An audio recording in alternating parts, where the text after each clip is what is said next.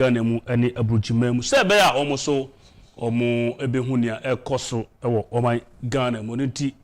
Se obi ohona ni refi se ene dwumadi na hyase ano abone kaye. Obetumi edi dwumadi we so achi ewo eye Facebook ene YouTube.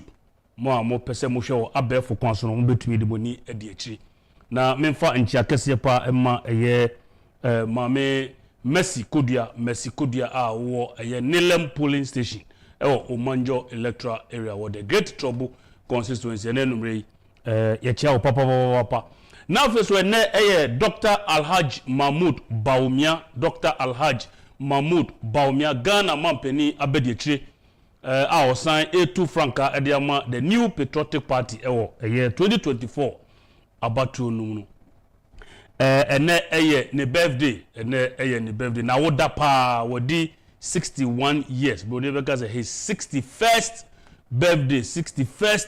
birthday nyankopon chade so okwakoto ballot no so no okoto the first position no ti ye bompa say 2024 about no bekwa wie no na wodi first nti 61st position and I say year's birthday on the first position of the ballot and then first in the 2024 elections. Enuti His Excellency Dr. Alhaj Mahmoud Baumia enumre the sit show crew no nyina the Kencity Media fo nyina yese ye ma happy birthday ne abompa yese nyankopon be crowd especially obo apro se nyame ebe ya adom amo be di Ghana enim no obe kra woni team members na wamamu nimdie a mo be offer bold solutions for this country. Mo be offer bold solutions for this country. Enuti Dr. Alhaj Mahmoud Baumia Honorable Kennedy oyini Agyapong eni mpenifo a ewo Kencity Media nyina se ye ma happy birthday. Nyankopon to onkwandem na oma nimdie kese pa. Enuti ye be share ne nso. Now on that bold solutions asemna meka no meyi infoni kakra bi e de akyere mo kamya say even the clergy asofo Ghana nyamini pafo nyina agitum se ehu hia se ye benya bold solutions enye obi a obeka se on de oba nkukobuo nketenkete ena ode be ma eye graduates obi a wako school awie e be ma no nkukobuo nketenkete ni ama no nkosua kakra na ono so aye ne poetry. That is the understanding of womo se yento abano emma mobility titiri ene His Excellency John Dramani Mahama Dr. Baumia offer bold solutions na chese solutions a emu odrupa anti se wadwiri mu enhyeda mankani ya mfanchem enno a wo be ka se those things na okano yentumi enye but on de oso ogidi papa na osofo a ye fe no Pastor Boadi Nyameche na odi nsem bi etudwa wo preachi na nsem odi tudwa no na esefata se ye betwa kakra de abekire Ghana fo sane se ye betna no muka wo de obefi se bia amanyosem ene yeye ana se eye bosrem ka banyame nsiranka nyame se ye betna no membo ye srem nka hweda ye adwuma ya che obi ene ho no mo a wabo ye ko adu se sebe ye gunu hu fi na se ya no popo a ye de echewpa enema onikono ye da nyame asese so many years ni no we are still counting and being blessed enuti ye say in someone wasofupon yi akan ehu hia se ye ne mo beche esane se wo kan sembi a ye kwakoto abai ono de enye politics na no you but in some no kan ye no eyade e beboa yen se ye de kwa adwendwem mo e beboa yen ama yetumi ato abapa esane se de bia mekase abafun anase aba obeto mistake a obeye sima baako say wo de okokromoti team so just some few seconds no say one fan kwa adwendwum ye pa na okoto ababone a ebetwe waso mfie 9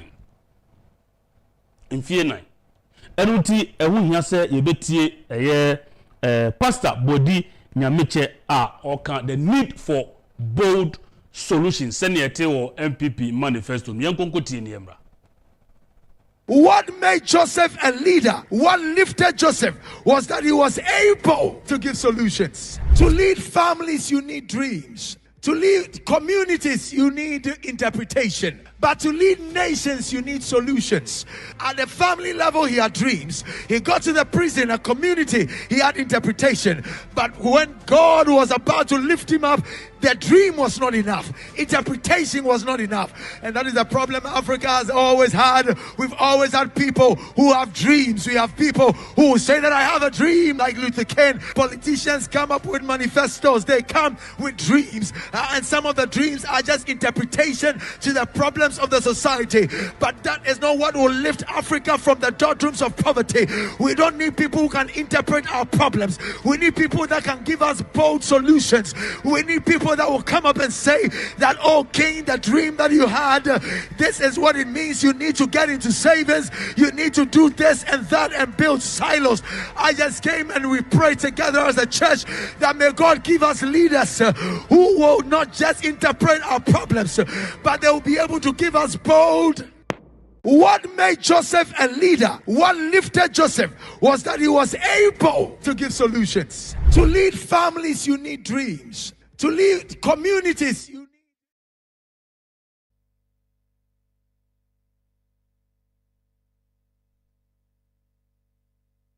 Ode na no disim etu dwase na meka no na eye programmer o ma hyase a wo moye ena ode nsemu ye tu dwa ye twa kakra ede abekyew sebe ya ubonwu sa ha na yete no sebe nye se ye kasa keke enu ti no yase ka kuya gine kwaku enum waka ne de wo se we need dreamers. Yes, say obi so da ye se menya meye se no enye bone na mum ne ebe hia ye ne ebe boa ye kese pa ene eye edikanfo a omo be prophecy eye bold solutions. Ye nyina ye ka se eye public transport cost cost reason say fuel bo no say cost ro a affect your transportation. There are no arguments about that. And as part of the bold solutions here, so for ya can one say MPP for a year MPP amanyoko no nyina so no into the 2024 elections no.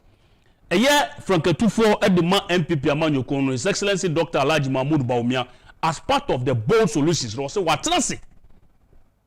Adwene hu say solutions are de beba and as a solution or de betumi agu akwanu ama ate Ghana ye transportation fee and as a fare see yafa Uber yafa boat yafa taxi yafa trotro say so better drastically no as I say you move away from the buses na use fuel no fuel ne board no to electric buses na oye ne campaign no or the insemu atudwa eno ti mepese ye bekwa kotie eye Dr. Mahmoud Bawumia no kasafa eye electric buses or say as part of the bold solutions to bring them in the country abeboa ama ye transportation cost no so at yanko timra. Public transport may be system from a dependence on oil and gas on fuel for public transport, diesel and petrol. We are moving to electric power. We are moving to electric vehicles. Sada yeko 2-wheelers, 3-wheelers, 4-wheelers electric vehicles no estimates nyamiadum buses no omo start here but before yet to aba now the electric buses are too extra now the cost of public transport are down by at least 40%. Now yenya no ho faso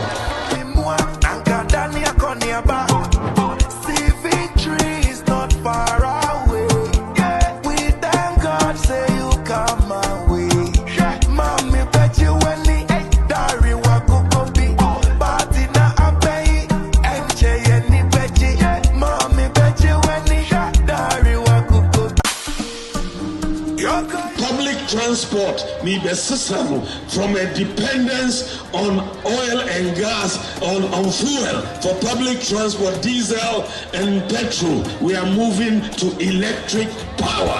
We are moving to electric vehicles. Sada yeko 2-wheelers, 3-wheelers, 4-wheelers electric vehicles no estimates nyamiadum buses no.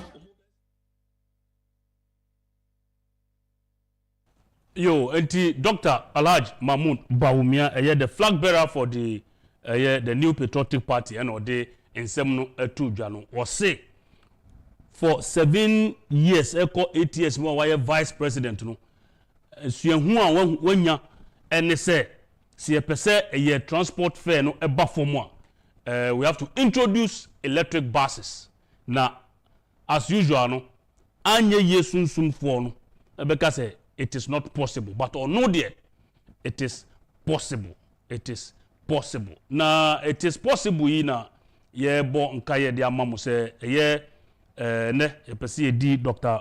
Mahmood Bawumia ehun adanse efa ne abroni kanu ye transforming Ghana through digital information ye yusu anase ye fa abefo kwanso edi sesa wo man Ghana se ye beko yenim se vice president anase omampani abedi achi no wa tu anamon bebre efa ye innovations ho je nyame chade sa na efe no digital Ghana agenda se Ghana ye bedu ba bia ade bia bia de abefo kwanso ene beye sa agenda yi ema ketachese no eden bafom na services ahodo aban services ahodo nyina ti say mobile money interoperability ene say obi akoto ECG okoto enyama bebre a wo pese wodi oni aban edi ehudwa no eyade through this Ghana and as a digital Ghana agenda no betumi aye mremre edi ama na woso wanya ho emfaso ebi ti say e-pharmacy say be ya edro bia wo pe no ukọ online na wo betumi ahu ba bi potin a edro no ewo emfa ho say wo Gambaga ana Agushegu ana Southton ana Northton ukọ e-pharmacy platform no so a ba bi edro bia wo pe bia no e-pharmacy no be kire wo ba bia wo betumi enya sa enyame ena afi so ne broni fe no life saving zipline medical drone delivery womo a se beta frache na se ansa na omunsa beka enuro bi no age se ya faka be 3 days anse edu say kra na through this zipline medical drone delivery system yi Dr. Bawumia eni so ade hunti aba menemu ka say ekoso yi eyade se owo aka obi a eno adro no zipline drones yi within 15 minutes na edewa fiti se Accra edeko Kumasi se be ya womo so omobre no omho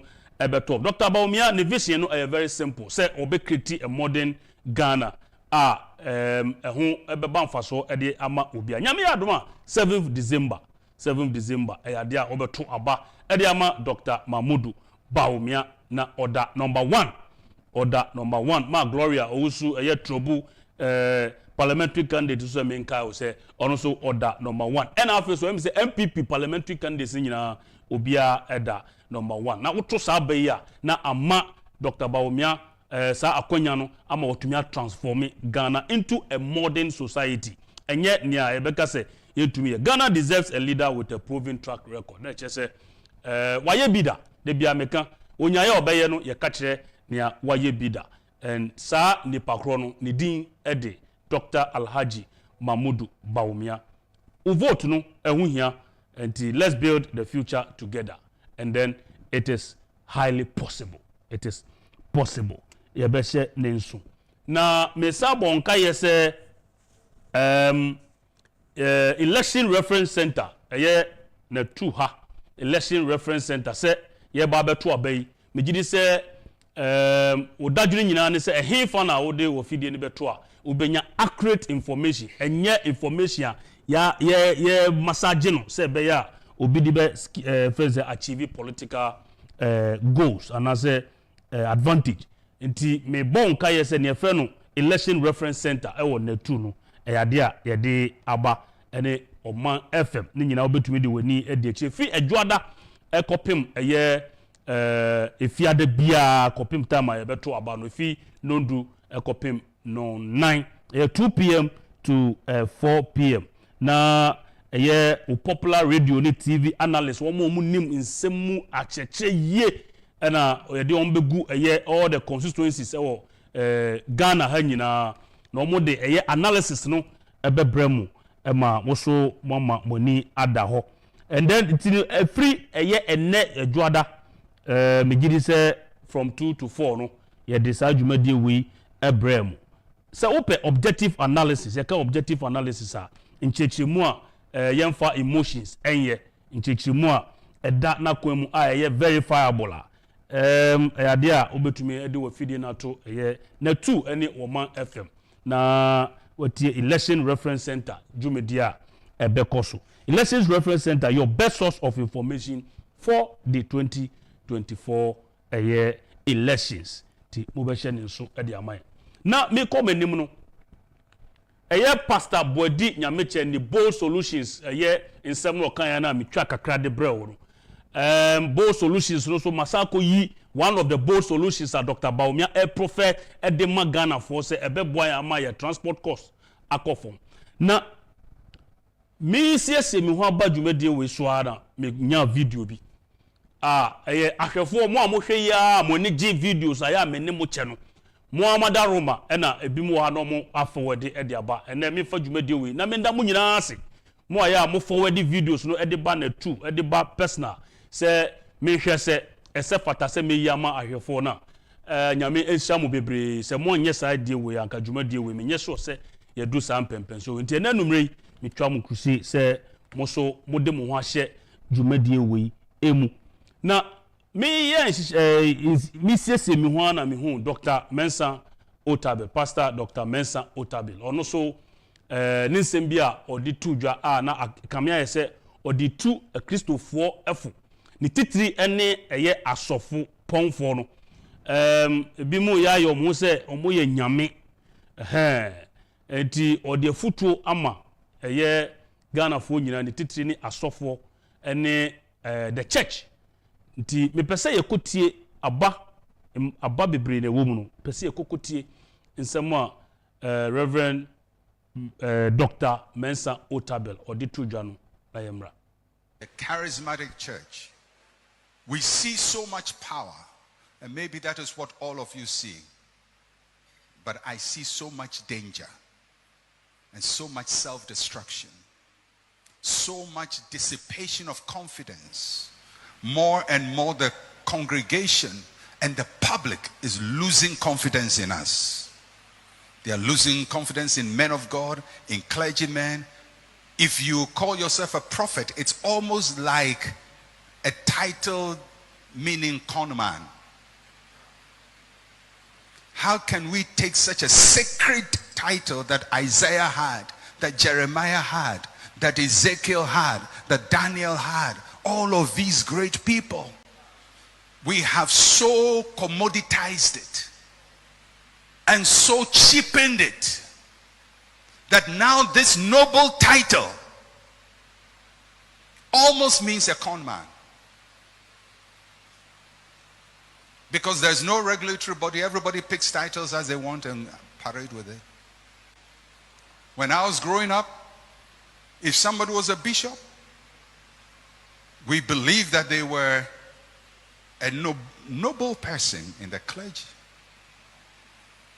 Because the churches which had bishops in Ghana were two, mainly. The Catholic Church and the Anglican Church. And their bishopric was based on the diocesan system. The Catholic Church, as far as I can remember when I was growing up, had I think about 6 or so dioceses in Ghana. So 6 bishops. The Anglican Church had similar, probably less, maybe 6 bishops. Later the Catholic Church expanded its dioceses. I think now they have probably about 20-something dioceses in Ghana, about 20-something or whatever bishops.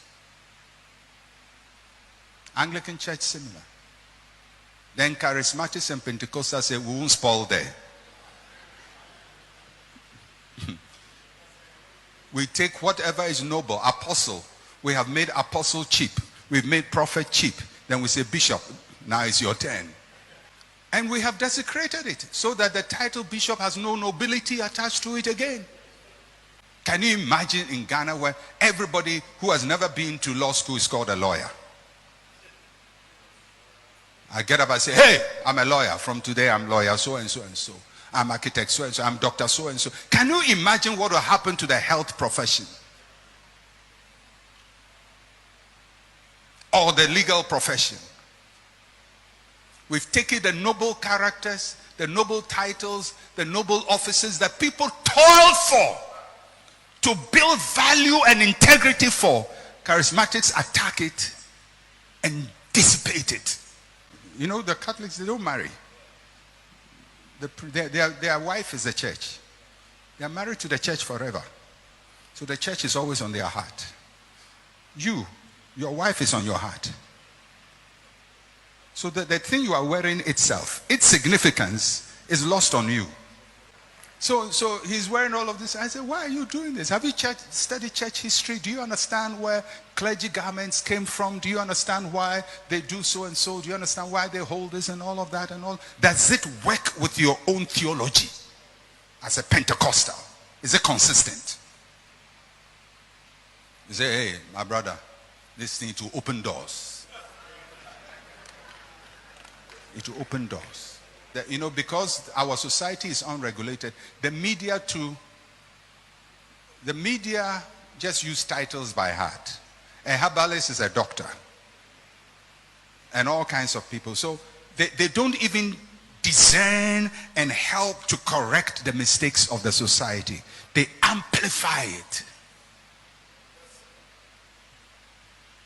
So at this point in time, Pastor Eastwood, I don't know. When I look into the future of charismatism, I see self-destruction. You know, it's one thing I like about the Catholic and the Anglican Church. Because the pastors, the clergy, they are trained to handle confidential information. Because people go for confession.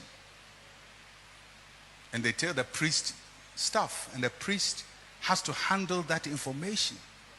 Confidential. If it was charismatics and people did confession,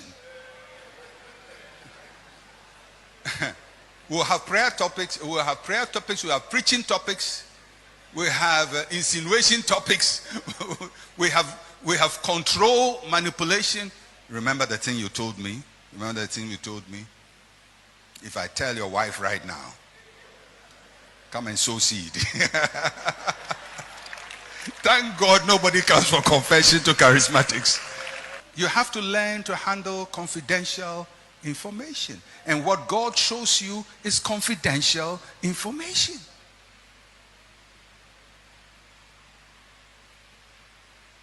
But we blast it. Sometimes humiliate people in public. The Lord showed me this about you, and we describe people's health challenges publicly. Embarrassing situations that they wish nobody hears. God told you about it, and you feel that the best way is to announce it publicly. The sad thing is, even after we have publicly disgraced them, there is no healing. The Pentecostal charismatic church is on a one-way highway drive to self-destruction. And it's because generations after generations adeshima me de besi ha wakakra, but baby me pese mutie no era ye di asi ye Reverend Dr. Mensa Otabil oyobia me respect ni papa se utie ne sermon ya na se sermon di tudwe ya when di obi atem na de bia meka no. There are many ways I will be asem a wundi nipa natem, or you not sound insulting. Inti omo bi sa no eya na de bia yesuasua omanamu ntro no. Esane say they've built a very long-standing reputation for themselves. Reverend Dr. Mensa Otabi, or you be or kasa de bia you want to listen. Esane say nsem oka no nyansa wom aba ewom. Woni ne nya adwene, but I mean, that's him for you. He has created a niche, or he's carved a niche for himself. Now, I can't send baby. O trebi edi abo ye media for no. Ya sorry ani akofobia betnasi. Nipa no sebi odi eye nunum onani nunum edi ebi Vaseline kakra kan na etumi ma obi kaka kono na just o doctor. Ya akofoma betnasi. Ya bom doctor. we don't do due diligence. Now say ya na Ministry of Information edi dwumadie bi ehye so a yefre no media capacity enhancement program. Eye Honorable Fatimatu Abubakar Nyame ehia wo ne Information Ministry. I was part of the participants and I was blessed. A tire ade se ne ekwan ya be fa so ede be di ye juma as media people in this country. Ena Reverend Mensa, Dr. Mensa Otabel Akan. O se ya no ya ade na ma obi a ye fe no prophet po no akoya te say nipa na ye con man. Obi odada nkrofo agibibi e se ni botom.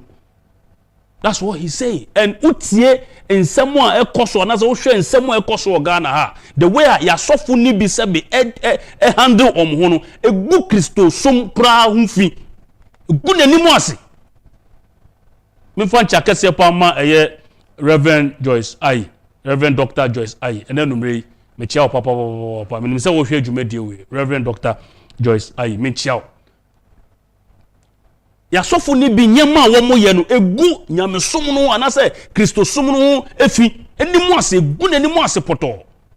Because wo share TikTok ni WhatsApp ni ade na wo sofu bi gira ho no ye bone title de kire wo eni nsem utie nsem na o kana na obi sa se efi a wo mu no anase nsem wo kan no ebe ne dese ne ma anase nasefo ebe ti sasem na. And these people parade themselves and call themselves men and women of God. God is only the judge. Yendie ye betire ya dwene afa ehun. So that this commodification of the work of God say ye de nyamisom anase nyame adwuma no eye te say commercial thing na ye kwakoton agi sika de agu ye botom. Many of the pastors there are some pastors I know. I will never come and even share my problems with them because the next minute only share a problem no akojina pulpit so no de ye ekutia. Men of God, yes, I know you know some of them. I know you know some of them. Nyamishira the correct ones na womode akumapa eye nyame adwuma no. Na u Kristo ni so mo ni na ho because con men now papa no eka ho asem no bebre we meet them daily. Omo yusu o madwene no no anya sika no de akogye no se sram na wo da so te wo kakra wa wo no no de ne nyansa asan agye fru nsem. And you call this person man of God. God is the judge. Yes. Wasofo a wo kwakoka wo problem dia kire no the next minute no wakoka kire another church member yeah oni na mo nyansa oni ne yire wo problem.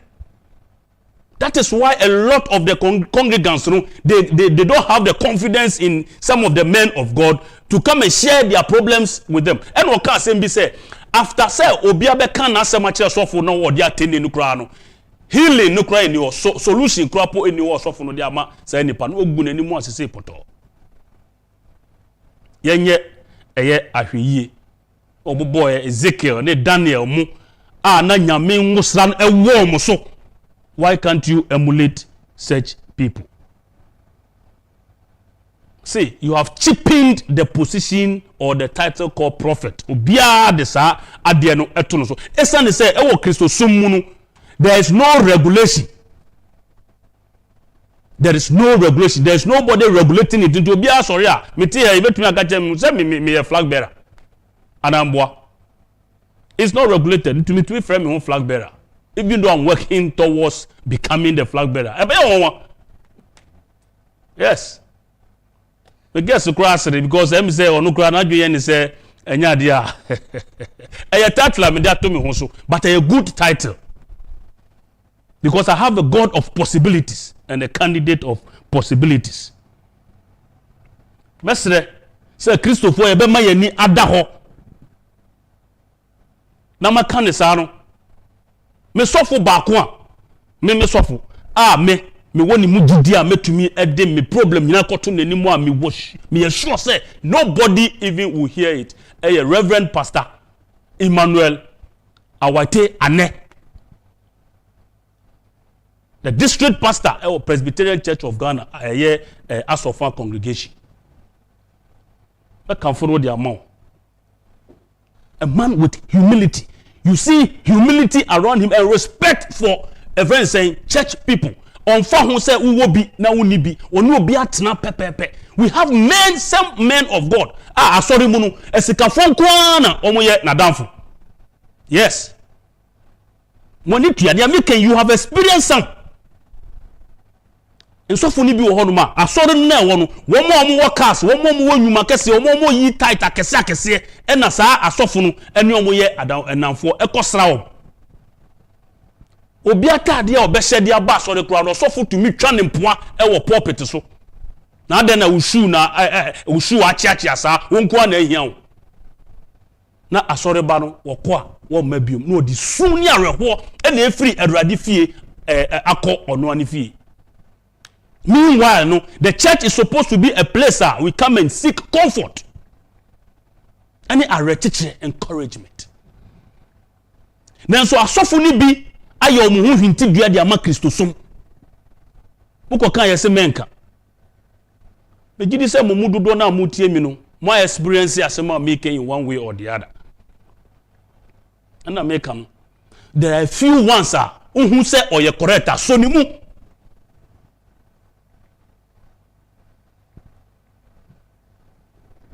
Meko menim. Reverend Dr. Mensa Otabel and o message na wo dia tudwa no ye da sepa na ye free say ye bompa ye say other pastors and men of God no men and women of God e betie sa asem we etie no wasopam no mo mfa ne say betafrache omo no wo kan mo asem acquire competition in the charismatic world.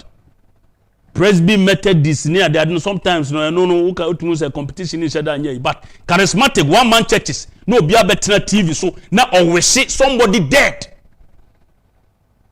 Obia oni no eni twaka bia oni ni nyankofa bia oni ne ba bia or better TV so or friend who suffer bishop now always see obi dead or always see obi bewu na wo da so tina so dem. Ye ni tua sa nyama wo nyina ye da so esore ekotena sa tena bia no. I'm not to judge. God is the judge. But sometimes we must use common sense. Bible say yema ye ni na wo se abo ho.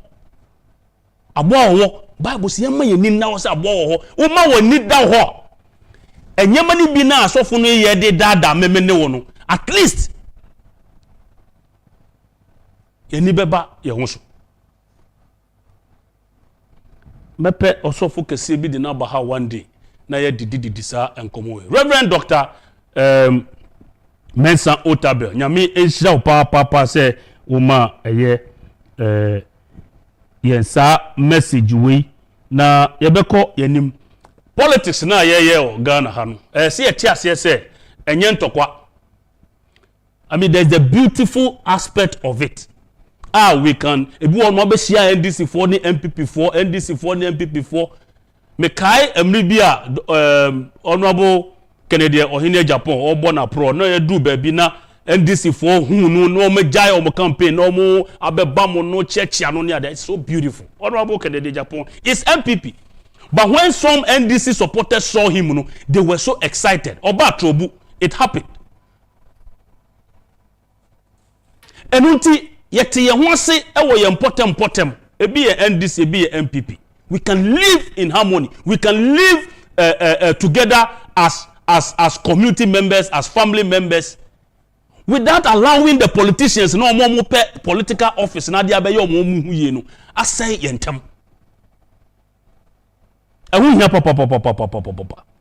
The beauty of Ghana politics. In fact, me wo video be the beauty of Ghana politics. Me wo video be say production are ready among fan to so na ahwefo enhwe nia make ho asem.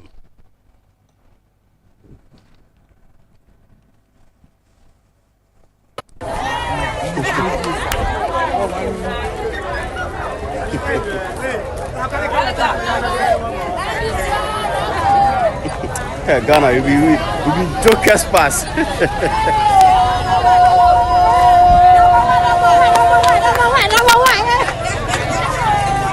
Peaceful day.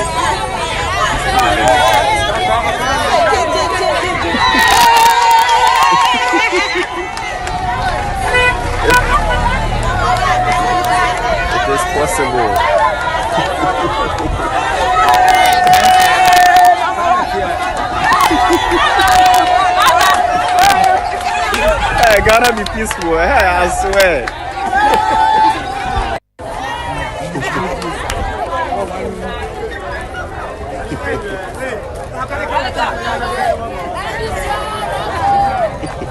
Ghana, you be jokers.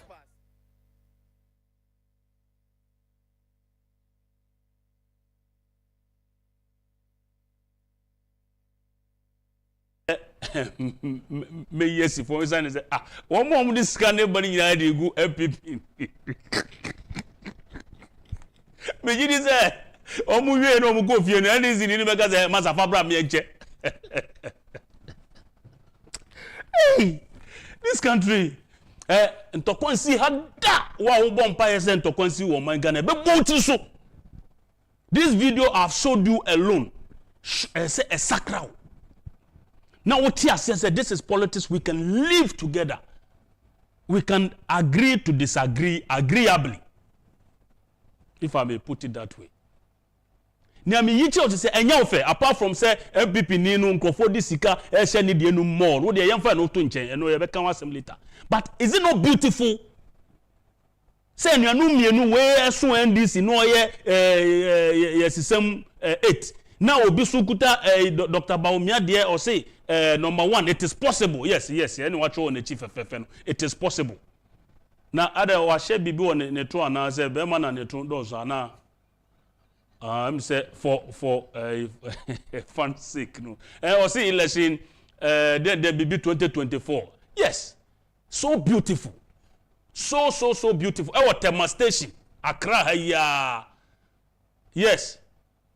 Then mom say me ni obi baby a me de meswa MPP de no number 1 yes number 1 MPP and NDC no swatcho number 8 NDC but 8 no NDC ni so no just say when nyaka prekra o ne box no and number 1 na just say number 1 no en ne pa e wo ho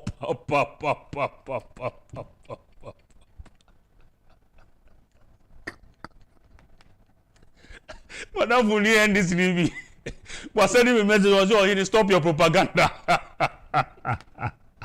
Yo, now you know the two year I mean, it's not always about politics like that. Three say to me a day and yema will be FM na yet ye once say and yantokwa ye kire wadwini obi si obema enkukobo nkitinkiti obi so profess ye bold solution to say electric cars e better intino utieti nsem ni nyina 24 hours na awia and I said daytime no so say obema okwan am akọ disco akobu mu anom nsa abro ni ade on the so obeye na awia ye nkasa disco nyo ye mumire ya akọ disco da but do mama say be economy ni be yie no ntino 24 hours nyina na disco no ekoso nti awia na ye say okotena bank ye adwuma no na ote ye disco na wo wibi na wo twi soroku enu nti tie nsem no from all angles na fako adwendwemu na nyame ye adomo a bibia abefa on that funny note no pese yetie the other side, the funny side of the politics. Production mo yi sa video no mama na memra studio nka wansem.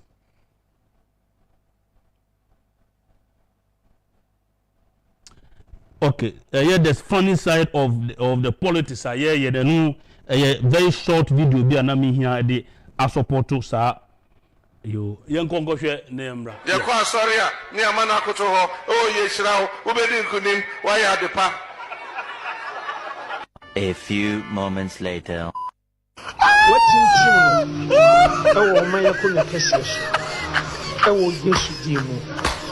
Ye kwa sorry a ne amana akoto ho o ye hira wo bedi nkunim wa ya depa. A few moments later. What in oh my yakuna kesish. Oh Yesu dimu. Ye kwa sorry a ne amana akoto ho.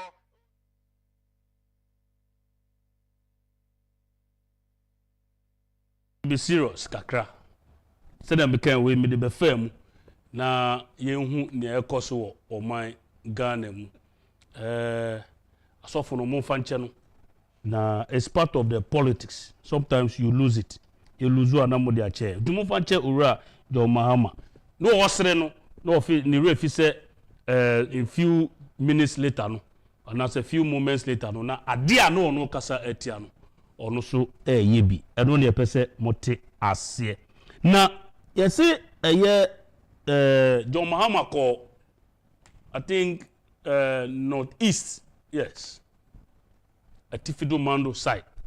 And now Kwako campaign. And you say or they all Kwako incited tribal sentiments. So I wait for him to men to abano me men to abamano me wait to men to media me no na namunti to abama minister mano. And now the people of Gambaga, say penimu beba na nkrofo huru no. I am against it.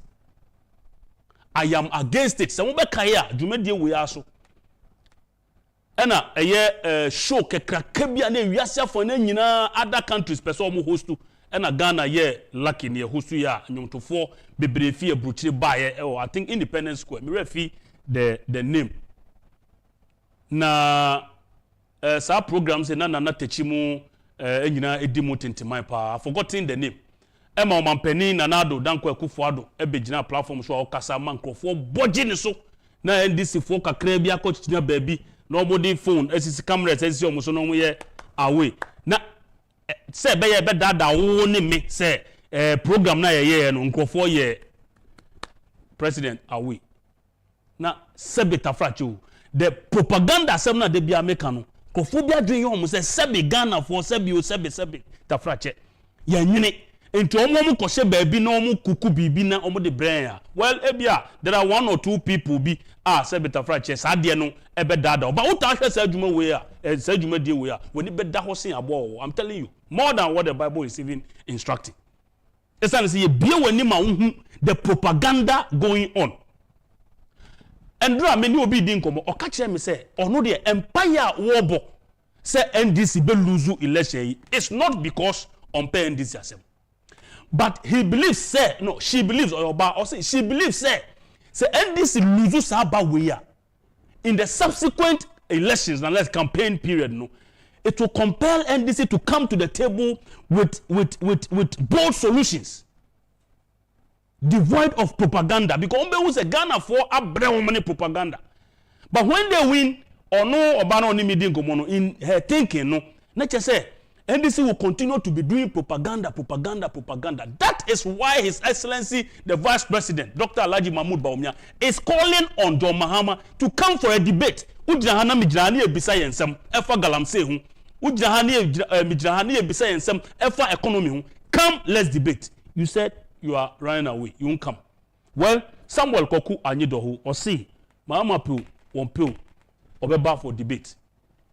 And I was advising Dr. Bawumia say Mahama Mbakra o de ono de onko Johnny Mbisa in sem. Oko America, Kamala Harris. Okay, nema kan ye Kamala Harris. Yes, man ko kan the other way around. Kamala Harris, any Donald Kwaku Trump. Womo aye debate fe we bisa na we bisa ni ade. A clear omanfo no how ready you are and how honest you are with your policies.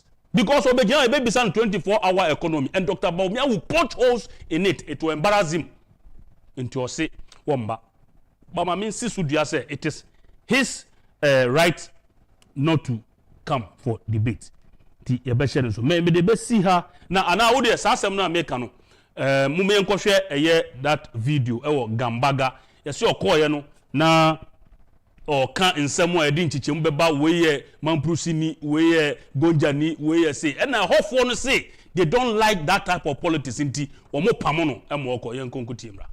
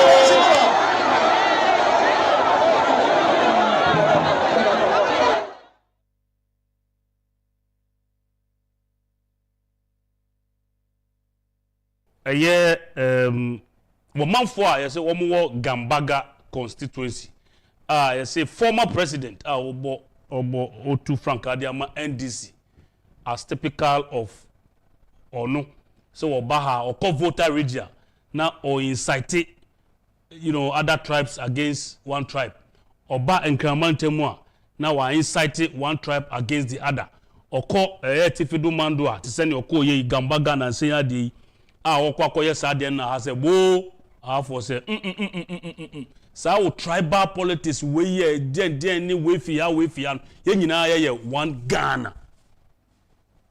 Ghana senior Odrambo Kennedy Agyapong de bi o kasi Ghana first be kan wasem say wo message say 24-hour economy wo fi say tonkofo akoma so why don't you go there with a 24-hour economy how cost our disco a 12 noon why would you go there and go and incite people obi wo honoma no ye grushini wa ware ebi amampushini I don't know how hono etie but we have married amongst ourselves achimni wa ware nkreni aigbeni wa ware asantini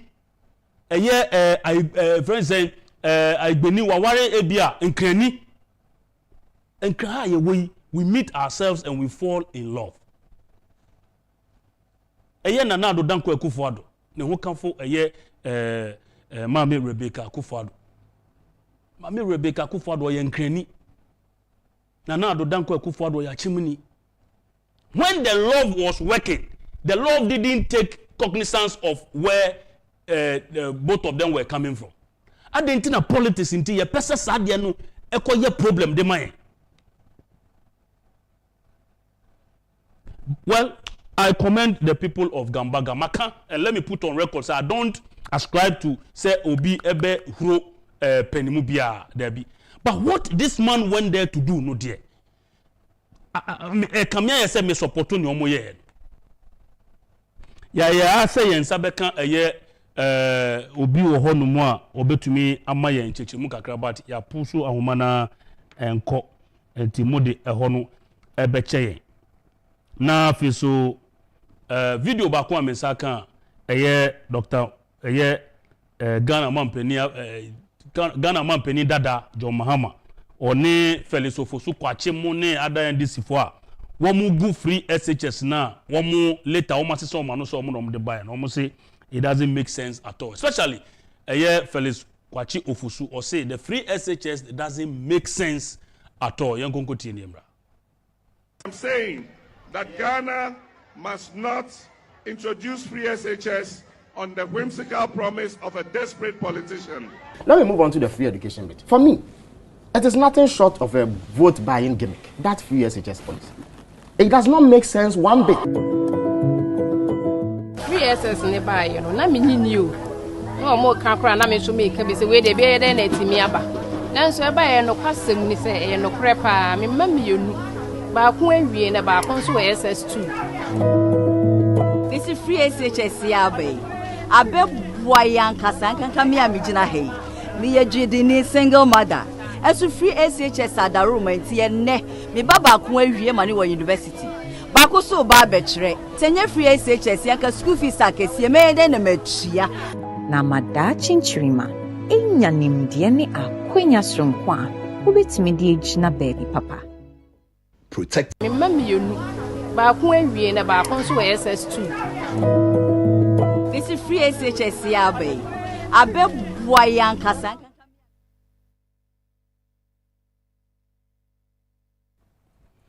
Okay, so we NDC na wo hwedwumade we a say utumi sakra wadwene immediately.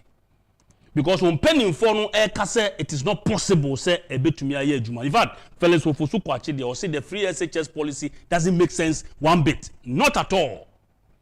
Ena one more akoye e dia mom omo adehye etumi a benefit from it no omu di ho adanse.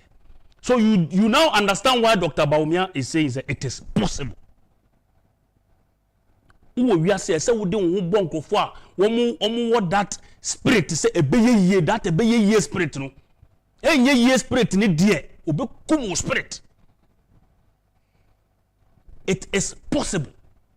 Our Bible me read baby o de ma yen ko nya sa sofo no benyam it is possible ade bia ewo asase so ebetumi aye yenko yanim na discussions bi ekoso na say abrante bi efre no ye Kujeto Samuel Kujeto Ablakwa o kika nsem we aye say on the osoro abofu ntino nyankofo aye nkoana onim nanso senka ne ete no ene wo ka me nya sure se obi ni no problem because ese nyina ye check ye ho ye fact check ye ho se bibi koso na se enye wa ban mu a we need to say it and me obi ka ne e koso e wa ban mu na nya I don't have a problem with it. In fact, I commend the person rather. But say we be kata woni na watumfu tro de agu Ghana fo ani so. No wa create the impression say wo de wo your soro abofu. Ebi na honorable Kede de Agyapong de ba amre bi obisa say who watches the watchman? Who watches the watchman? Watchman na ordinary tra won. Obi so e hwe ne so ana. Okay. Now Ablakwa exposed again. Ablakwa exposed again production move on to screen so mami we shall say John Ablakwa Okujeto and Ekansa so say John Mahama within 4 years issued 1,402 licenses to small scale miners from 2012 to 2016. In fact now Okujeto Ablakwa eka a different story or no per se or chese efi 19 kojohoho ebe pim Professor Mills Abreso no license ay de man crofo ay be 58 pe na information aba ne che say John Mahama na Breso mfie 9 pe no obedi ye no wo ma licenses makumako 1,402 ade ma small scale miners free 2012 eba 2016 na nado danko akufo-addo wodi mfie enwotwe wa issue 1,014 licenses to small scale miners from 2017 to 2024 year na chese entro kese pa anase mfuturo na Okujeto Ablakwa den etu agu yeni so na uhwe nsem na yenko the next picture so ye Ghana fact check ejumako bi o anase group bi efe no Ghana fact check o ma expose Ablakwa biom e wo sansem ya wo mo de figures no ya den atoto ho nti mum yenhwe eye Ghana fact check a o ma expose eye Ablakwa no o say the member of parliament for South Tong Honorable Sam Okujeto Ablakwa alleged that the government of Ghana has since January 2017 issued 1,503 mining licenses to small-scale miners, as compared to the 56 that were issued between 1988 and 2016. That is what so just say a free 1988 eba 2016 omo free aban na licenses are yede ama aban de ama small-scale miners no 56 na emom Nanado danko akufo-addo de mo no de 1,503 licenses and de ama small scale miners na o de sade we bri wani so no wagya to say be Nanado and o say yenye galamsey. Now o kan ko say scan through the Minerals Commission's website. That's o call Minerals Commission as we are regulating mining industry now. O say ewo commission no annual report mu our call parliament since 2012 Muse. Contrary to what has been speculated by the NDC member of parliament, the total number of licensed small scale miners in Ghana at the end of December 2016 time I know move free so was 1,402 and not the 56 or alleged as a member of parliament. Who can't call anymore say again the total number of mining licenses issued between 2017 and this September 2024 not just say Nanado Abresui 1,014 which is nowhere close to near omu issue yellow. So contrary to Ablakwa DNO say Nanado I issue 1,503. The facts are that Nanado I issue 1,014 not 1,503 as alleged by the minister. Na je say yanko yanim utia papa no efutro no pese o tugu Ghana for eni so to say 4 years pa mahama beduye no ebediye no over 1,400 licenses and the ma small scale miners. Now information nikra has it that besinde no says 1,014 licenses are na do abreso ye dia ma no ya revoke ebimu entimino ka say just around 900 bi na eye adwuma. We need to put these facts out. 1,014 there na do aban dia ma no licenses no dia ma no because ya revoke ebimu denti is no longer 1,014 but it's around 900. Enti ebe hye ne so nya no kre da say efi 1988 ebe pim 2016 na NDC fi aban mu no na license is 56 pe na ye dia ma tisane ya okujeto etu mfutu edigu Ghana for any so fact check for and this information we at the abre yeda womase papa maka. This is the time. In fact, production sembo to me yi sa mahama video na okache ese edu sa mre we mu a nya obeka bia ma nipa kuma adane ama wato aba ma no eno na oka nti entra na wo di fam no kra na wo di fam say are ready ayen konkotie na ahwefo so hu ne eko say edru election time na amanyoko bia epre nti ne obeka bia ama nipa akoma adane ama o eno na obeka nti entra now dey firm no cry now dey firm ya de frefra no cry no ho ye nka na ya de intro firm say edru election time na amanyoko bia epre nti ne obeka bia ama nipa akoma adane ama o eno na obeka nti entra now dey firm no cry now dey firm ya de frefra no cry no ho ye nka na ya de intro firm say edru election time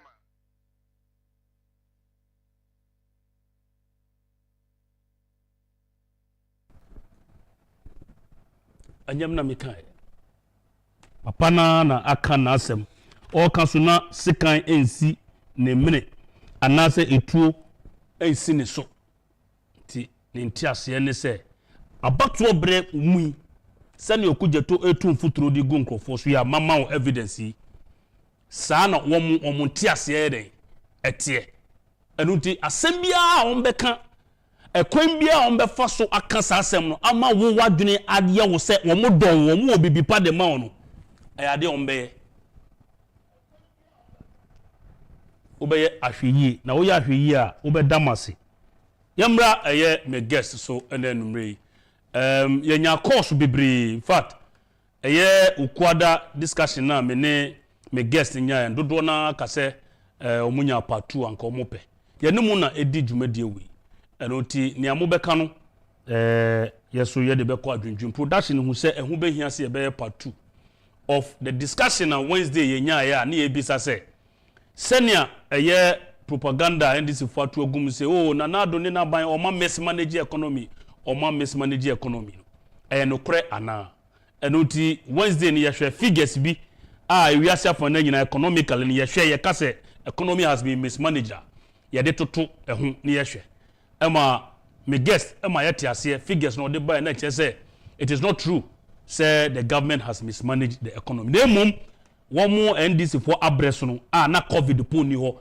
na Ukraine ni Russia ntokwa no eni ho no omo records no po no untumi mfa ntoto ene asa oyenei abeto kafra o man Ghana so enutimi guest Professor Isaac Boadi Dean of the Faculty of Accounting and Finance UPSC school ponum Prof Majumu akwaba yeah ejoso eche TF so yeah TF so ejoso ye beda say minim say no why you very busy pa but because of course any messages buy say ye paper 2 no ye de 2 wenim so open abanya mi hira oni djuma pa odiama wo man Ghana medase so okay na answer na ye beko whether Ghana has mismanaged the government has mismanaged the economy or not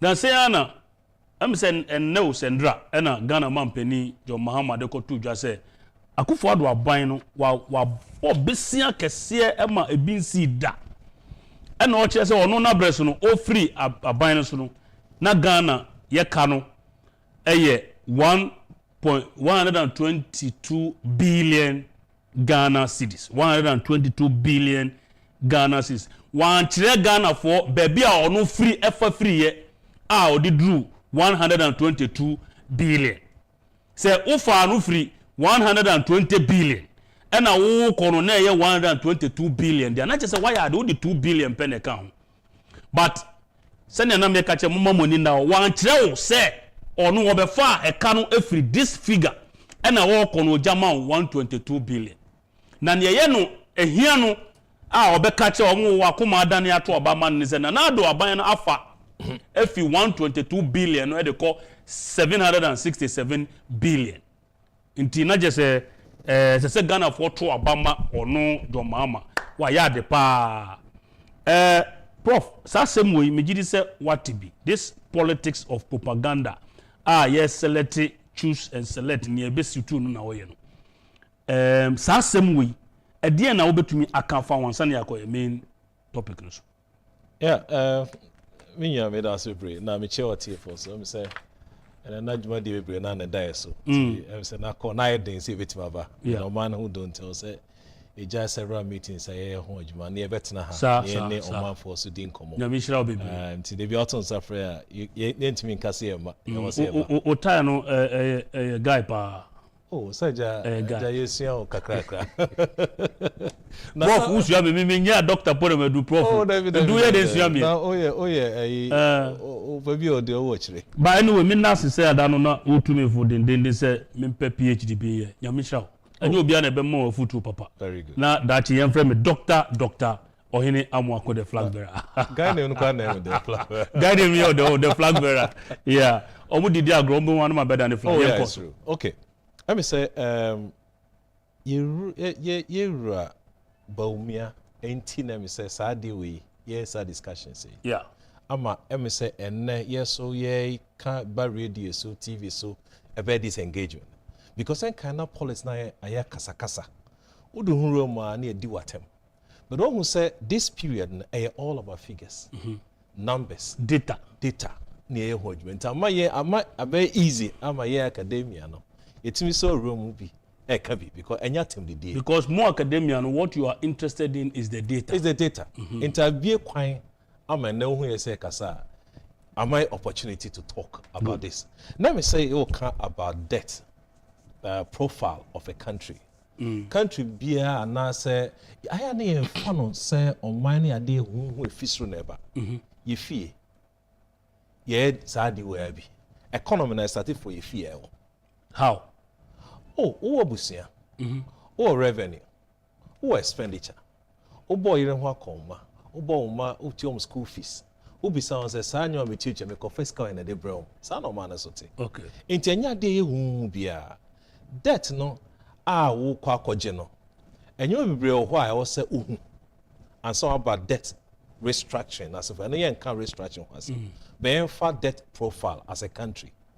Na Omebiana say Abaiba no herity assets and liability. Good.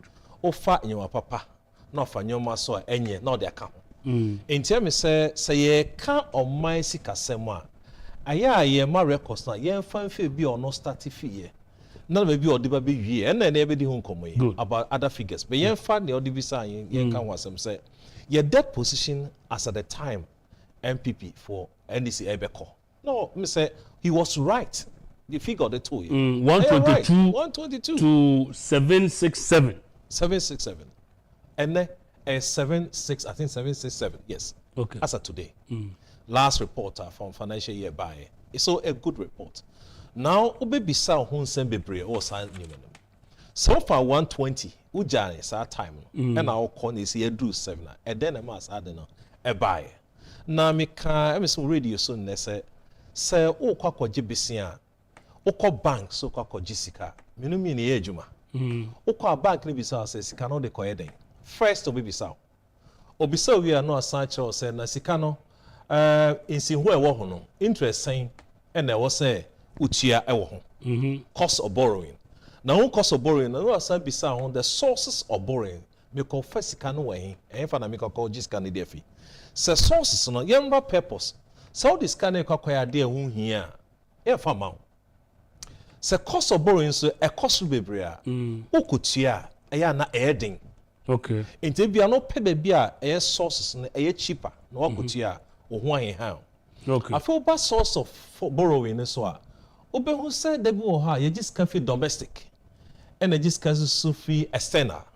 Ti achemu two. Ti sike ya kai de no. Your domestic debt and your external debt. O kan nyina bo na be who say bro be ka so nya public debt total. Now o just can feel domestic front na say domestically. Aya na e wo form kakra. Interest out no untua in dollars and na exchange rate. Okay. How? Na mo tua sika na utua no usika mu. Inte ma exchange rate ho utua no wo currency num. Yes, so this can no 7,000 man mu ha. Na abani here sika e dey adwuma.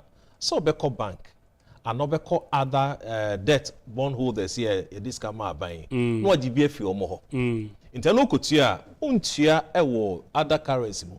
Utua wan kasa usika mu. Okay. But the problem on says so says can fee and casan crop you feel the crowding out effect or preventing other company institutions so called banks for you. Okay. Internal na a man which almost because yes can I say biggest or brokers here. In terms of private funds who yes can find okay. Internal buying is my main common on it. Na mean kojis can be your no come on near okotia obetia with the exchange rate. Internet time be a exchange rate be fluctuating, be changing no. Oho chill so okotia. Good. Enti ye be say the old administration okono I think cost of borrowing na is saying or the jane is saying. Okay. Insi hun saying and no the jay okay. I'll call ye. Nti sa insi hun do so ni ofa akonya no ekotia. Also borrow ska bebre. No, the kukutia. A face who say, me funny say, I'm a yaduma papa bia so a ukutia heading. Enti say, shasa nyumo, I'm in time far your debt profile and ankasa, the nominal value say, fine yaduma be pray. I am a far the debt to GDP. And I'm a dear analysis because I know Boama who or mine no sika ubetimide tianko for wakojum sikaneka. Your ability to pay. Your liability will grow for our job. And to say, untimi u GDP, and to me in cost na o G debt in Bibra, sa ratio no, a cost. Okay. And to Ghana, you share over the period currently, your best 75 or 70% your debt to GDP ratio. A drew percentage ban na almost can say unsustainable. Normally, you say beyond the 70 threshold that's okay. For a hard. But me can say.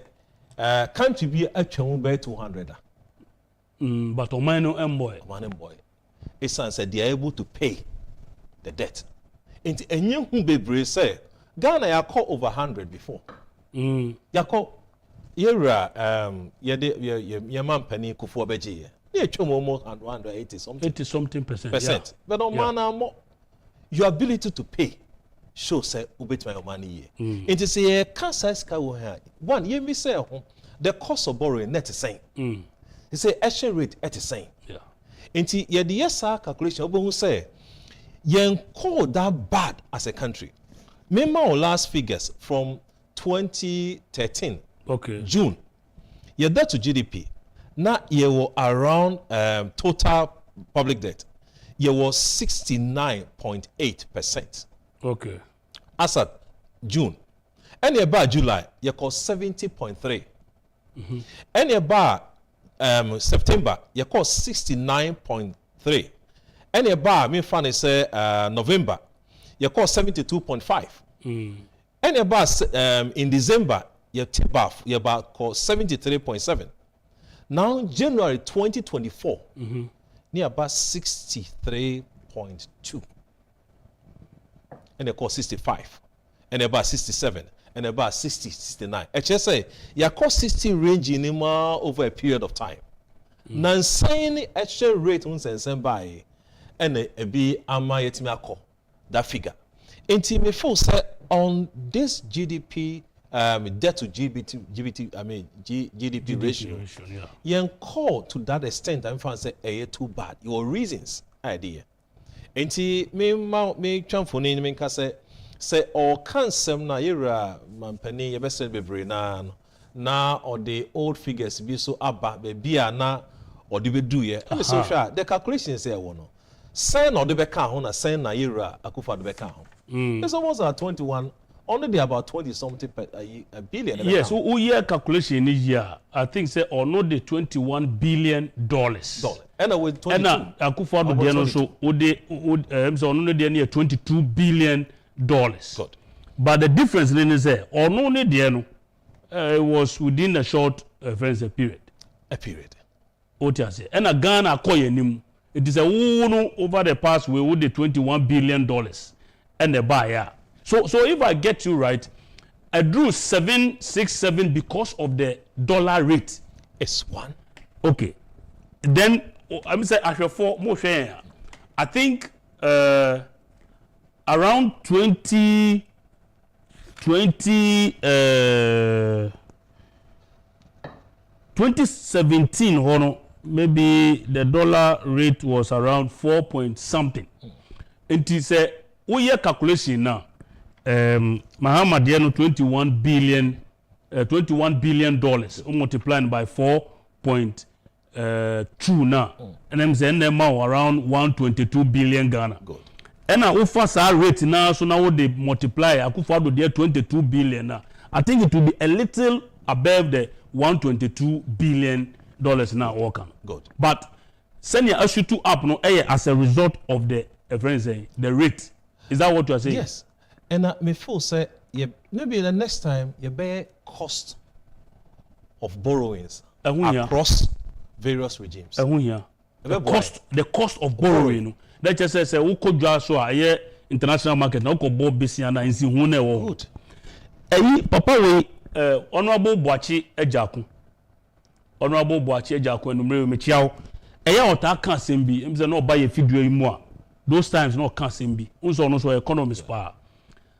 I reform function, but I want to quote in verbatim near no kind or say kwasia abedwam sebe kwasia bedwam a obia peso obunu it no liking the those times no a car business ye kobo no wo mu say nim we are desperate for the money into koya baby a country bi enya no 6% no near the amount be 11%. I remember say there was a particular Ivory Coast, any Ghana. About 11 something percent. Yes, Ivory Coast, any Ghana, Kobo, BCB, around those times.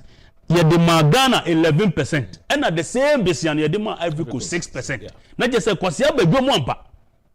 And the Ivory Coast, interest payment, no, always on at the 6% rate. No, Ghana, the Yetiano double. And these people have the opportunity, and as the gas to. Come and tell us these things. I am not a hajini, but I would say you be nyamre. Near year, you profile all the cost of borrowing per regimes. Okay. Here we are. Near Hesika ubia so koji. Near heard the exchange rate period. No, I feel who near can was over the period.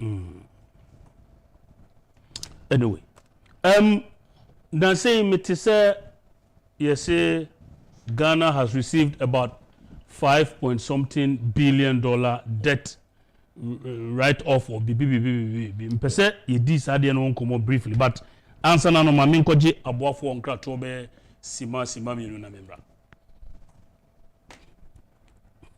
the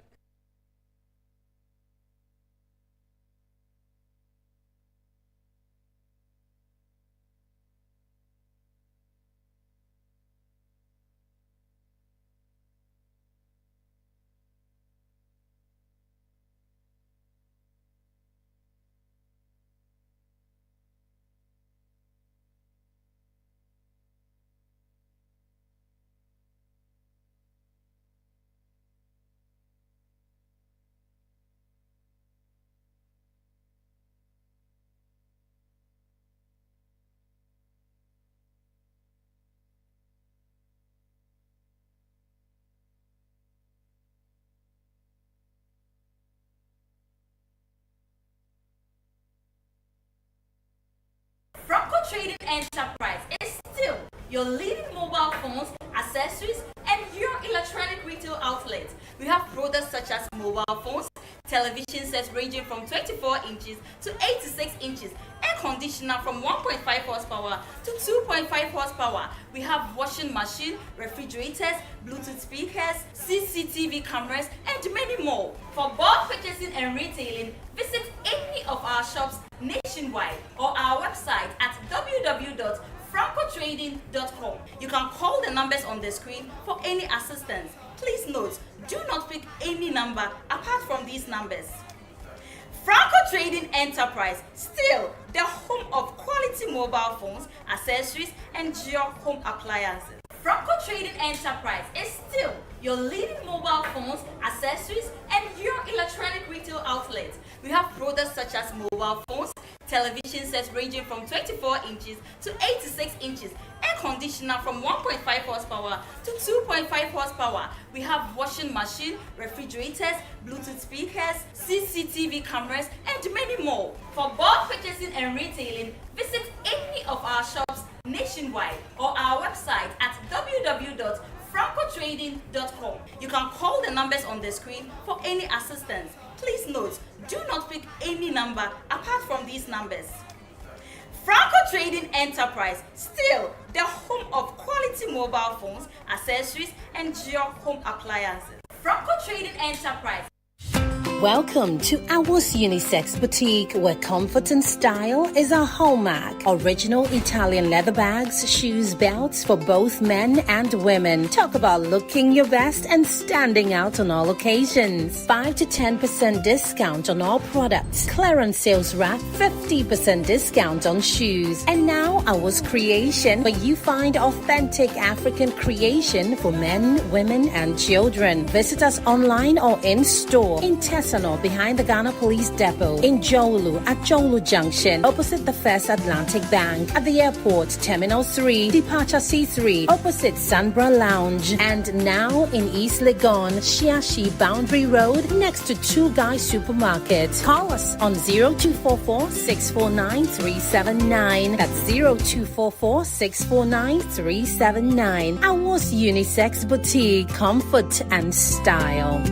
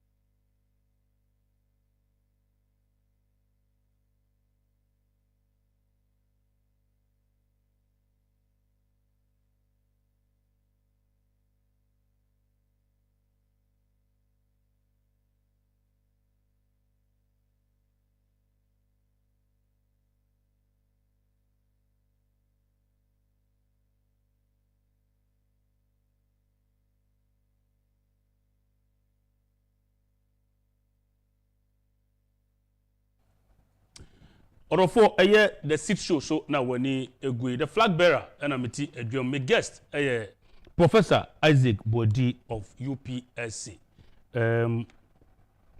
Ebano eye sika semu tutu ya papa yi onim de ewo mu papa me gidi se enenumre yi mo a mo frɛ sɛ yenye patrol no moni agi Prof answer na meko agye nkrato na me bisa wo sɛ mate sɛ eye finance ministry they abetu dwa through the honorable minister for finance obone ho modern pa eye Mohammed Amin Anta or they abetu dwa sɛ yede yeka beye 5 billion bi ache na ma ya nhwemu ahumi ye sure sɛ amman bebre ne yede omuka ache no ba ne sen ede na omubehwe anase omo de yeka na ache yen no ede na omo hwe ede na wo Ghana hunti a wo de yeka ache yen na no kropo say yede that amount of money ache Ghana, and then what does that mean to our economy moving forward? Ghana YF. Wow. Ghana YF. I see. A very simple thing. Let me say your friend debt restructuring. Debt restructuring. A chese a car with them. Yes, she ye at the amount. Okay. Yes, she mawa a chese will be a sustainability. Debt restructuring. Osaka. And now come we are. Your friend be sustainability. Okay. Not me now so co nim bebre. Okay. Fast forward on. Enti obe where obe who say ye more restructuring opportunity ni we are. Wo seek a seminar, it frees you to take care of other critical areas. Okay. For so on. Okay, that's good. Na Ghana before I ever cause a situation, you the debt exchange program buying. Now exchange rate a problem. And a public debt not quite unsustainable. Entire say what sika e bank. Bank now sika. Also requirement be also. Yeah. O comes me here 100,000. Me be say how the coin dey. Me the coin way we can see who are obetu ani. Afi one tia we na beton. Okay. Yeah, shemo we are. No one friend collateral na say open that. Okay. My ejuma bank for so many years. Oh, okay. Into kwa na ya chiro ne also we ho ejuma nsa. Enti first month one metia. Second month, if you are first month here, second, third, 1 year. Now you're through. Okay. Mesabo aye phone kaya say the seat show na woni egusui na ye propaganda ekoso say aban no mismanage the economy. Na ukwada atwa mu me guest amene no wo here Professor Boadi ono an ene ni edidi dwumadie no but calls be brave by and messages be brave by ye ha ye dwumaku mu se be yanka enne so ye mfa ne mra na ombetoa eye discussion so yakono ahoho se mo hwe na mo so mo ma ye feedback ye besere se wo ho na se wo pese ye di bibi ho nkomo na wankasa wo ho information na wo pese wo bakra ye hwe na ye tie na ese fatase ye be ma wo abetena seat ni so a be ma wo aba nti wo hwe na se wo nkomo bia wo pese wo ne edi a be ma Ghana afa ne ntoma pefra ama Ghana etumpon a wo frɛ ye Kencity Media ye numbers na ye ne o ebehia ne ye ne o atwetwe nkomo se fata se wo ba ye be ma wo aba ye be ase Prof mpacho to asoma me yeah enti eme say wo koji sika bank with them yes in fact on because on mine say wo koji sika bank na enti wo ji sika no what you first what you second what you third fourth went me into ya na bank na frɛ okay na then na won't me into ya ka no na wakotena ase mentimi tia ka na sign ABCD intermittent ya yes okay so there yeah momre over restructure yeah restructure based on interest rate okay senior the mouse tia no ye beka se bete so kakra ana say ye be bi afiso ana say yes the mouse ye santity bi afiso that's the restructure principal na nkasa there I na difficult say beka say ye be yi Agyapong one BB serious asi na eden na betima ma wo opportunity a wo bi same say eden na betima restructure then ye hu o man Ghana ho a kire se e wo say restructure sa di man na wo be sure be hu say minute bia minute all the time no your conditions are also fulfilling. One, we economy no ukita no oji sika no ansa na oba betua ye ka net sen afe ukwa ahokyere mu no eden na wo ya ekye se ye mamre a obetua betua ka. Wonderful. Very simple. Enti obehwa obon say ye called to COVID ba ye mu sensem ahunchim ye bai ye ho chie na before COVID na ye say ye betua ka ne bi na egusu tua because ka na agi wa manone ti ye be exchange a I was say called dollar near the called tiaka na ho ahokyere ba na ye sa dead restructuring ye local one domestic and ye international ti free Ghana for I think somewhere December 2022 and they told me say per se SR restructuring eko wi achi no enipa almost exika e buy 203.4 billion domestically and almost about 95% in terms of the buyers. Okay, yati ase ye mama momre amotia this was amount if we to na just say sir domestic debt exchange program no na enye by force dabi a option a binding mount god say bia say ni say be ya anka instead say metua no 2020 amount ma me fanko 2026 god Emma dodo na ejitu me te sasem no say dodo na e de opepa ejitu rate no mente so kakra because I want check kakra ba okay na enipa 95 ekasi agye nyenhye na tuma 25% of total people are na de eka abande onka yeah 95%. Na ekowie no yenhwe ye Ghana official bilateral loan ye restructure 5.1 billion. Estimated debt service relief equal 2.8 billion between 2023 to 2026. That period the payment also a relief. Ye wie no ye hu say legacy arrears bi anewo ho. Ani entwin fa sanka over 6 years. Through negotiations, we're able to restructure that one. Who said bond at that point, Bloomberg can say Ghana is close will be the highest since 2022 in terms of Ghana's what? Ghana. Your debt, your bond, and your tone, Jamaica. Okay. Your rate and the economy, your climb be 20, you climb to 2027. No, you climb to 52.69. We've got percentage wise. Na the rate at the par now say papa. Sempa the money because of share there to come out buying a minor or a buying able the home more dear obo. Enti me person me can be picture and person me trying to say onya ma year obi ntimi nkasa odineka a odino etisuma na meche obi eche nyoma awoye okay nyoma odi agu akwan because oko bank ono na catch bank so say me sremo a monfa ka we fa nchemia fine obekere say we economy say na grow no give us projections my yehu ni enti a ewo say de ka we echew utimi prove dia yet becho but they bia na nkrofo ka say so oko ba bi na akoso de ka na akosre obi so mfa e ka ode ne mfa nchewa eche so mo bra papa dey so be just adnadi oh, and not just more papa.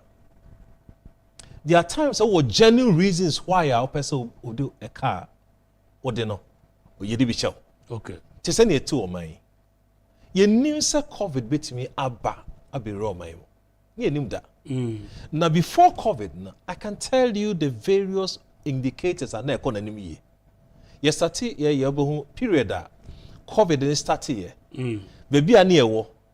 Na sene tiba from na other countries normal war borders no affect na international communities so affect it tells you se be ani ekọ na ye pija kwenu na ye kan ye call of na ye kan World Bank papa aso be kan yeah na Ghana say bystander ijeba bi aye kọ enim IMF mameno na COVID sense Ukraine sense be bo enti mahu se untimi nkọ kekesi emfa yeka oka odin fanchew e wo se ohun ya kono e wo se o kire se okọ wanim audience share papa at ɔman mu a they can see beyond say ye the ma wobetumi akɔyɛ adwuma asan de aba asan yɛ abɛkɔ w'anim nti wo sɛ wotumi kɔ bank na wakɔka kyerɛ bank fɔ sɛ mentumi ntua kai nti moma me mmerɛ kakra na memra na metua yɛtumi de loan bi sansan ka ho yɛtumi refinance bi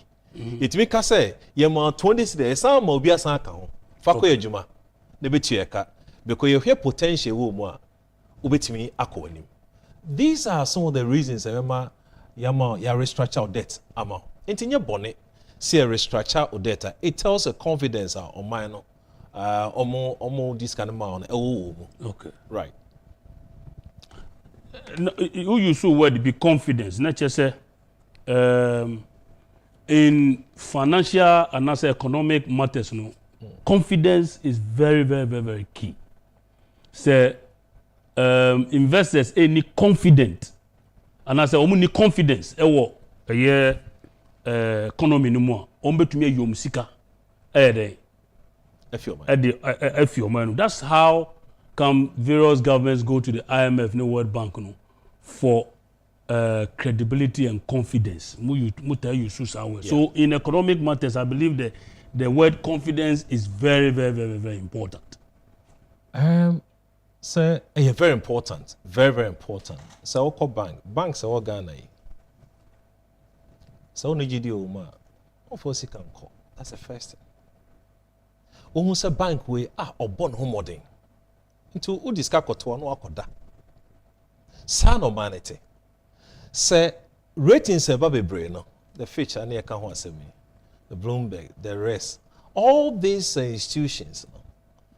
You measure our economy as a GDP ni economy na investor no or radio nachi or TV nachi utie ni cost of money na yeah into academia say you call radio na TV na kasa you say communicators no yen can send papa e cost of money because no man you share TV beyond you no e take a decision okay e this can now cultural radio assistant to kwesi ye bewu ye nyina no enche Ghana Beshia investor net no the confidence level no say ye the voters register na send ye tino ye the koto aba na wo wini dia obegya tum na say obi fufuro wini dia na wo nje tum sansem wo nyina nse hunu bo hadwen enti ye besre confidence level very indicators bebre head check enti every time be adabo say we try to run a relationship between confidence level and investment ever. A better send your mind or corner. Okay. Enti every say yo, you better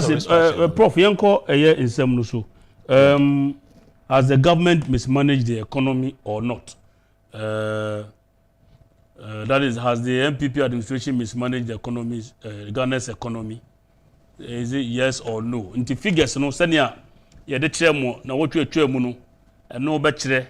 Say utie analysis na Prof ye na che say obi obeka say aban we mismanage the economy na nya no kre wa obeka say no kre say aban we mismanage the economy na wo de counter facts figures about because data doesn't lie. That's why Dr. Mahmoud Bawumia always believes in data, because Prof beka ne de me so meka me de obi beka ne de, but what does the data say? Say for instance, the Electoral Commission data or thereby figures or thereby say omo beto abane 18 point something million or the figure number. Prof betumi abon trim say there be 2 million. Mesume bo mitrim say 5 million, obi be bon trim say 6 million. But once the data is there, the figure is there. No, that's what we are all looking for. Need a doctor Debi Obeka say facts and figures. Data don't lie. Prof yanko yenim. Yeah, Mr. Na, yeah, did last week. Other stations, so yeah, the same thing. Oh, okay. Na abuwa mami say, yeah, who said the thing you are be asking? Yanko yenim. Yeah, bisa we are. What be some questions? Say, economy, yeah, economy, I mismanage and I mismanage. Okay. Question the other two. Okay. I have phone at tier 40 if we are. A former casa bit my own judgment. You're trying infographics am what you say. Na me say you share senior indicators net year you check him the last time say indicator bi o ho a so mine no ebe kon anima ubun sa start a unity Ubon say dan is on my no who indicator economy no money home ne so a e be start unity okay and send economy na start a bit okay good you find leading indicators okay so economy no so eyi nanim wie na who shape na afa na your economy indicators be won achieve find lagging indicators okay e kire say e confirm part na economy na efa okay nti ne mi kan eye ne e kire say economy take shape a or confirm part and trend na offer no and edi hu nkomo. The first one can GDP growth. In fact, Ghana there so we are to GDP as how far average Ghanaian or to GDP. HS economy and eba na chi na gina ho. Na chere activities of mine yaye over a period of time.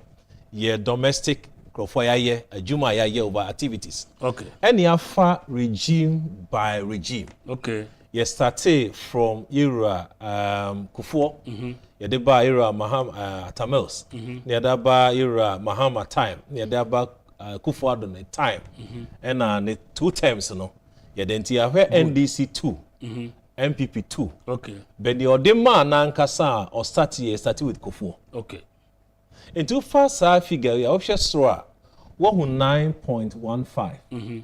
Echese Kufuor oba be wie no. A honor in 2008. Enti yera atamel so fine of 2009 obekai figure yes.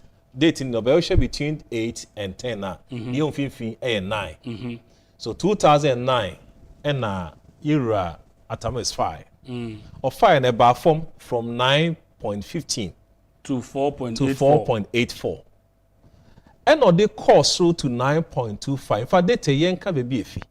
Now, oh, sure, would be a check it, figure out, I was saying the Korea. What yet? If you WDI, World Development Indicators. Okay. Oh, check here, ube who figures when you now. Okay. And 5 beyond fancy shame. Now, Yera Mills. Professor Mills far from 9.15. And akufo-addo jano. And akufo-addo jano. 2008. Yeah, election year no. Okay, so 2009 January. Yes. Number 8.84. No, 4.84. 4.84. Okay. And within 4 years of era. There be mental one I see. Kufuor 9.15 no. Yes. 2008. 2008. Yes. Until 4.84 no. 2009. So Kufuor Ojano high. Mebo Oja ohandi over in 2009. 2009. January. Good. Okay, so you have to say around that time no 9.15. Good. Until by the end of the 2009. Good. And about 4.84. 84. Okay. Until udi fiho. Okay. To the 10 no. Okay. Or end 2012. Okay. Until 2012 no. Na 9.29. Okay. And so what that means is that at the cost. What that means is that Professor Mills FR Akufo there na word 9.15. The following year no or a drop over 4.84. Good. No Professor Mills din na memu no ba wie no na akodu 9.29. Good. Good. Yankoso. Satan we kai oil buy. Oil, yes. Into oil so pajama economic activities and also. Ekoso. At the same time, red line or form now. US. No, I call into negative 2.5. Okay. US in a red line. That was 2009. 9. And a US page to 2.29. A favorite era, Mahama. Okay. On no fee, also be the second 2012 era at a time. To also be some 9.29 now. Okay. Obefis net at 3.37. Now me who 7.31 be or no then. Say a titiba form. Okay. And near 2013. 2013. Until ofi 9.29 or tiba form. Okay, no dear buyer be do 3.37. To who line at titiba form sa be do 3.37. Osha the shape of the line now. Obon say a sharp. The US line. Yeah, it's almost like straight. Horizontal. Until near excuse be. The any table from no na US there no almost into explanation ben a bit menya the entire GDP no a table from that time. Good. Afe all we na yera akufo-addo somu 2016. I'm say 2071 January. Until ono the year ono far no 3.37 no 3.67 ho. The first 2017 no a call to 8.13. Now nearby 0.51. Satan US no almost recording negative. Almost there na drop. So it's a world crisis I see. Yes, from 2.46 to negative. Wow. It makes sense. It makes a lot of sense. And you pay with Mahama time. Yeah. In Tuba who say Ube on John go back. Yeah, go back In Tuba who say 2020 no, na US ni Ghana were struggling because of the world issues. Yes. I feel ye won year to toy kakra no. You page move to 5.80. Na US up page no. Okay. Enumu and Ukraine crisis and so forth, to 2013. As of today, the GDP is 6.9, which is quite impressive. Which is higher than even 5.8. Exactly. As of today. Okay. So compare in terms of GDP, one mismanaged economy. Okay. I think inflation. Inflation, consumer prices near there. Okay. We also trade and where the M's are done over boss. If you can, go. Yes. Into share that of Mahama time, era Mahama, Tamas, Ojano, or started 2009, 19, all the way to 11.19. And era Mahama Superfano, 2013, 11.6. Obe no na 17.45. In fact, you do not almost debate say 15 and you're 17.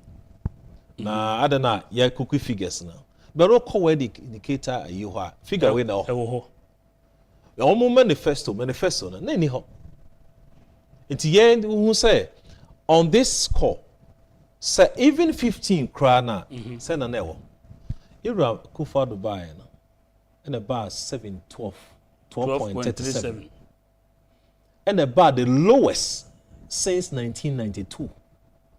Inflation 7.14, lowest.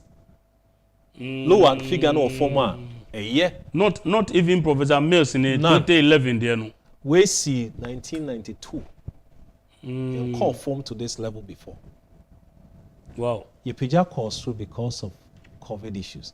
Tekoya to 9.97 and about to 38. A trend we are seeing akoko. As of today, a target is 15% by close of this year.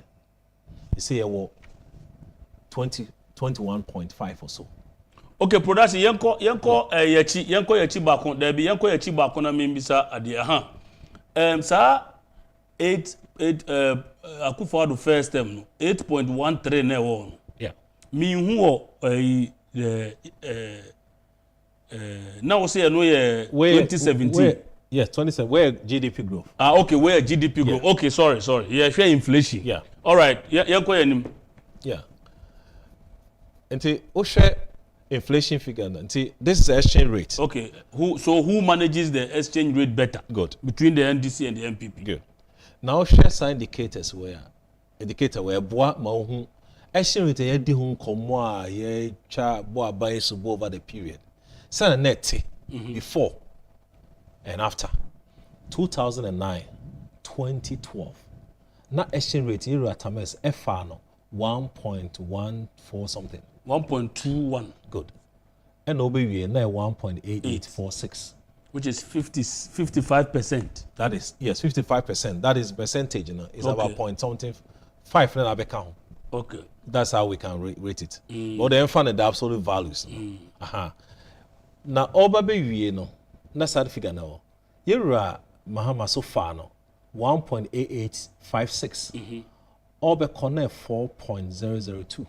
4.2002. That is an increment of 123. That is a cut beyond 100% of 23%. No. I had less than 5. So, what do you mean no boma within MDC 1 and MDC 2 total no amount 178%. That's about 78 above the 100%. Osha un say global class external issues bi na. Jabi. Bibi amba into who nail. But over first term of year akufo-addo 37% between term of 5 in baby okuwie. What did the second 10 and also count as a year way as a 2023. You bring 2024 figures later on. Now Osha that period na COVID aba. Enumpo total 143%. What the 400 had an effiso. Near 43, 43%, and a way 78. And those one, Sana could do. Wow. And one are managing way better over the period. The next one. Okay, Yanko. Trade balance. Over the period, you bisa the trade balance. Every so my ye share JID, ye cotonyo mo abrochi force betobi wo ho. Yes, anyuma ye brave. Now, the biano, I was so whom be a ujina. Now, Osha trade balance, no, so ye told do a few unyeska be brave. Now, so what to be brave think for. Now, over the period, all ranking within as a relative to our GDP. Yen share, Tamils, the be our different fee. I call 90 something as a percentage, 93.17. And I tip our former to 60.7%. Over the period. For US line. When we say US line, no, a straight line all the time. But look at the figure. All the way. And they do 2023.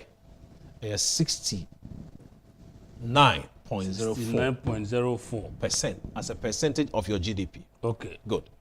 Enti Yahoo trend share 2013. Maybe an etibedu ye.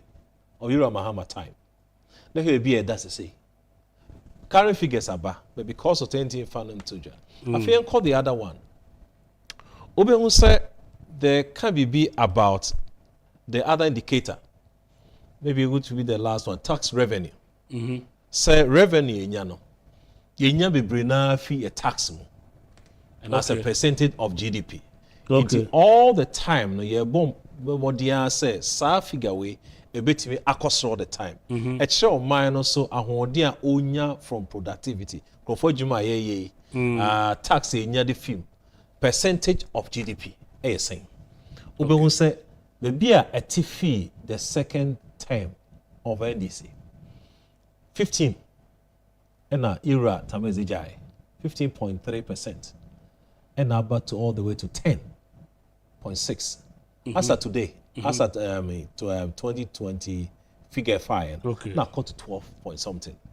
In fact, 2014, 13 May, in fact, 2014 May, but who say figure way over this period, akosro.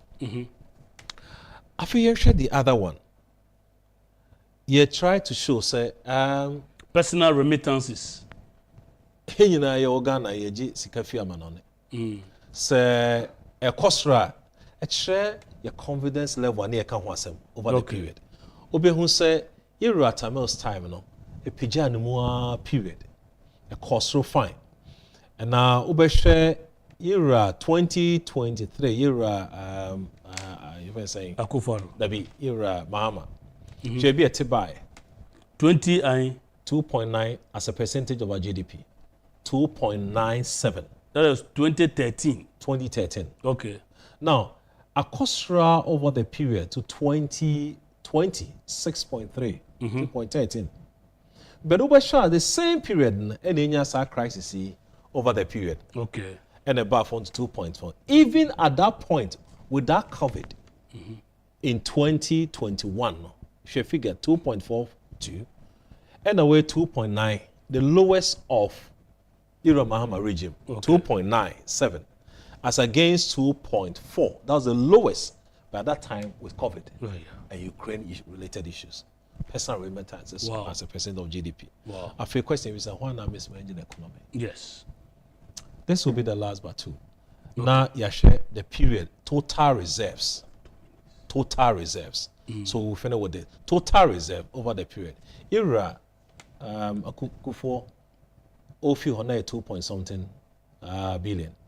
Obesha, a kosroa, era tames time, era, share akudu 9.9 as a 2021. 2021. Yes, 2021, yes. That is where she US over the period. Enti metima kase ohene se ayana inisi tun futuro de go nkrofo ani de bia na e wo se ye man quarren edadi with figures and data it will help us. The last one be a public debt financing, but metima kase a few figures here who will take gold reserves so fima and also near a training total reverse so because any gold in film the rare position. Even with that, we are still not bad as a country. The last one is on this the total reserve as a standard debt. So share standard debt sika yenya total reserves ni yeditua sika yedin crofo ka wo amanone na sefo. Enti sign it military omka 100% just sika na yeditua. Okay. Yeah, here's the figure there above from. Now, amount of export, of import over the period, you say I call, and then as you speak now, 3.5. 3.5. The highest I recorded, a year for time. 3.78. No, 3 a.m. say at Ames time. Yes. From that time to your highest, is 3.9. 2021. Yes. 3.9. That's the highest under this administration. Okay. I feel over the last one, public finances over that time. You see, there be a elections. Yes, spend buying the red lines na actually about time. The cost through par 2013. And the cost through par. You remember time. The public deficit and now spending no across that period. We a record from 1992 to 2020. Yes. Election period. You call elections over the time. Red lines in the time I record those surplus. 1990, 1994 and 95. And I figured all down. There can you deficit. Into election time, why not spend it? As far 2014, because in real money, your elections here. 2024. 2024. You figure now. But that's a 2020 figure. Okay. Now, the mechanic say, Ghana never experienced COVID-19 like crisis. Okay. Yet, our former president, Ira Mahama, could not manage the economy well. Could not manage the economy well. Young experience COVID-like situation. Just an abresuno. Oyene bia ni hono mo esi wiase ma ebi eso Ghana anase ebi eka Ghana.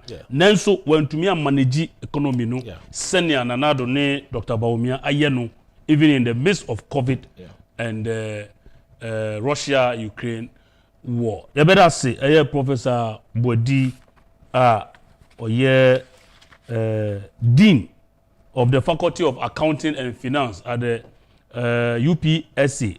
Prof, you better say papa. You better say say Agyapong no almost share pese education say and the deba na ye politics no eto nchen kakra tin say is a good thing. Or for hana mrebema ye de dwumedie na dwumedie no asie ye twitwe ye din komo kakra be behind the scenes ye de changes bi eba roti bo be share ni so am penifo ebo ame ene numre ma ye de dwumedie we bremu.